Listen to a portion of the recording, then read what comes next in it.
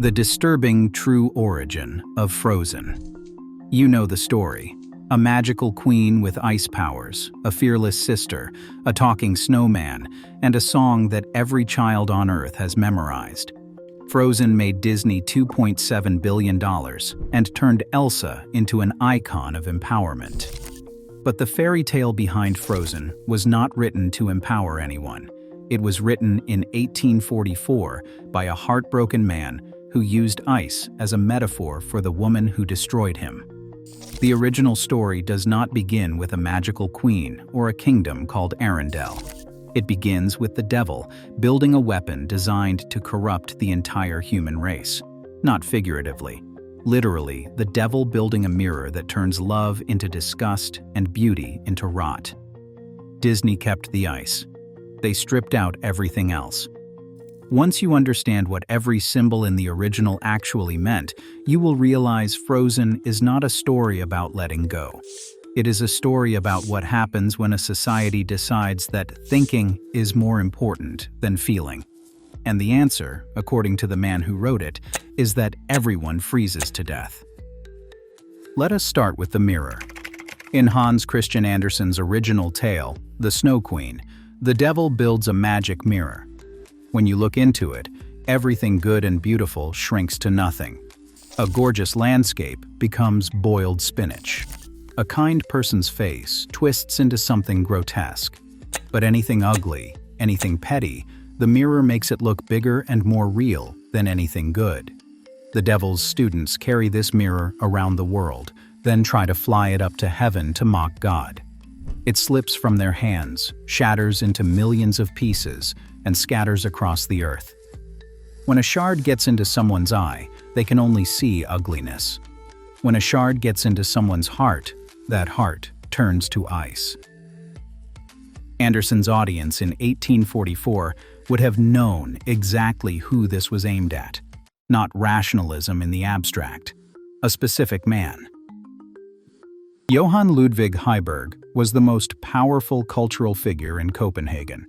He had spent 20 years evangelizing Hegel's philosophy as the definitive framework for understanding truth, and he created a social pressure where anyone who could not follow along was considered uncultured. That is the exact plot of The Emperor's New Clothes, which scholars have identified as the first shot in Andersen's war against Heiberg. The devil in The Snow Queen runs a school. His students look through the mirror and tell everyone that for the very first time, you could see how the world really looked. That is how Heiberg promoted his philosophy. The animosity was personal. In 1840, Heiberg wrote a poem depicting Andersen's plays as works performed in hell. Andersen struck back with a fairy tale where the devil's favorite toy is a mirror that makes you too clever to love. The first victim is a child named Kai. A shard lodges in his eye and his heart.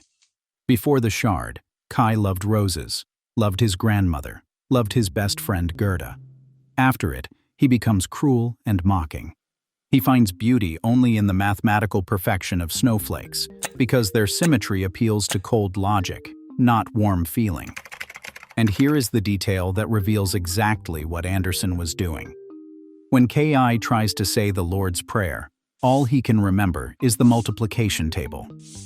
Martin Luther, the founder of the Protestant faith that dominated Denmark, called reason the devil's whore.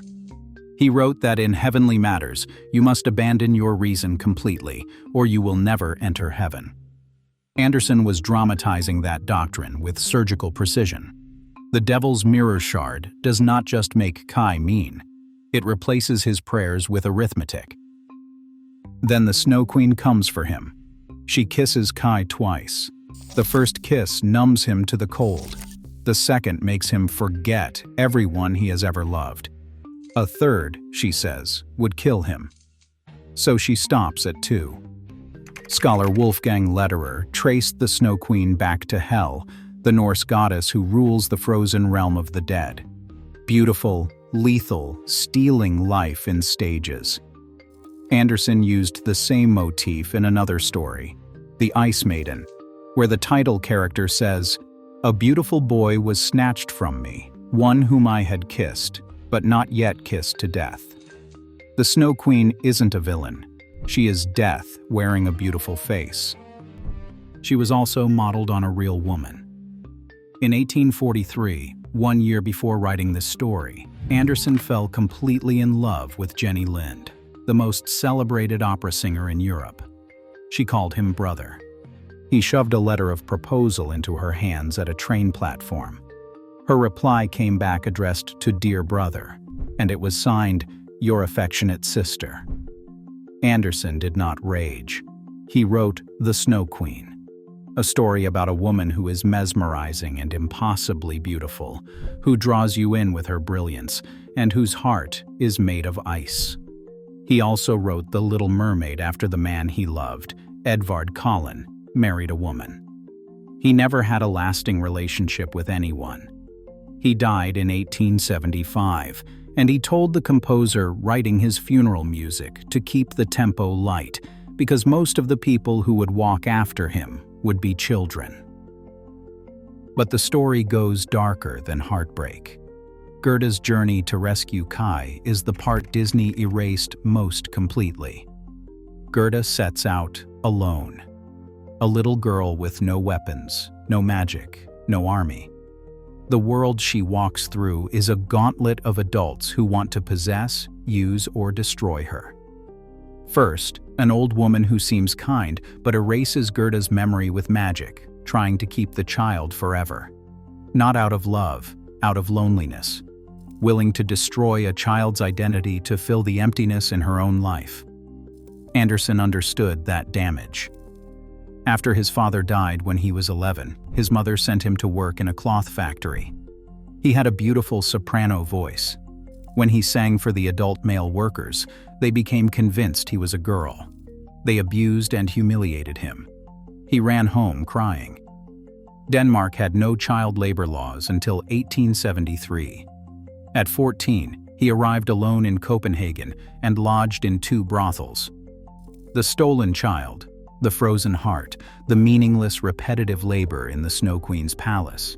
All of it maps onto a boy, torn from warmth into a world that stripped him bare. After Gerda escapes, she is captured by robbers.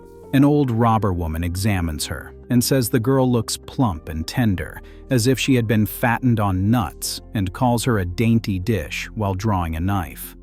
The robber's daughter is a feral child who sleeps with a blade and bites her own mother hard enough to draw blood. She tells Gerda that they shall not kill her, because if she grows angry, she will do it herself. Then the girl pulls Gerda into bed and sleeps beside her, knife in hand. This scene feels shocking and dangerous. This is the source material for a children's movie about a talking snowman who likes warm hugs. What saves Gerda is not cleverness or power. It is the fact that she feels things. The Finnish woman near the Snow Queen's palace is asked to give Gerda magical strength. She refuses. It lies in her heart, because she is an innocent, loving child. Gerda finds Kai sitting on a frozen lake the Snow Queen calls the Mirror of Reason. 2 mirrors in one story. The devil made the first, which shattered and corrupted the world.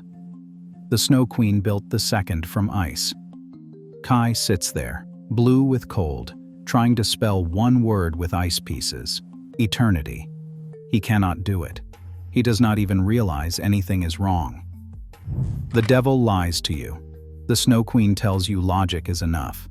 That second lie is the one that kills, because you believe it willingly. Gerda cries. Her tears fall on Kai's chest and melt the ice around his heart. He cries too, and the mirror shard washes out with his tears. The ice pieces rearrange themselves on their own, spelling eternity. The answer was never intellectual. It was grace. The puzzle solves itself the moment someone is capable of love. As they walk home, they sing a pietist hymn about the Christ child. Soviet-era translations censored this hymn and the Lord's Prayer from the text, which may be the most unintentional confirmation of their importance in literary history. Now consider what Disney did with all of this. They tried for 76 years. Walt Disney wanted to adapt The Snow Queen in 1937. Glenn Keane, animator of Ariel and the Beast, spent months on it before walking away in 2003, calling the source material's roots frighteningly deep. Every attempt hit the same wall. The Snow Queen barely appears in her own story. She is a force of nature, and you cannot give a force of nature a musical number. Frozen went through at least 3 different versions. In one, Elsa was a villain modeled on Amy Winehouse, with spiky blue hair and a coat of living ermines. In another, Anna was a peasant girl who traveled to the Snow Queen's palace, hoping to get her broken heart frozen so she could stop feeling pain. That is the Devil's Mirror, chosen willingly. Disney's abandoned concept was closer to Andersen's meaning than anything they actually released. Everything changed when someone in a meeting asked, "What if Anna and Elsa were sisters?" The songwriters sat down to write Elsa's villain song, and they could not do it. In a day and a half, they wrote "Let It Go" as an empowerment ballad instead. Jennifer Lee heard the demo and rewrote the entire movie.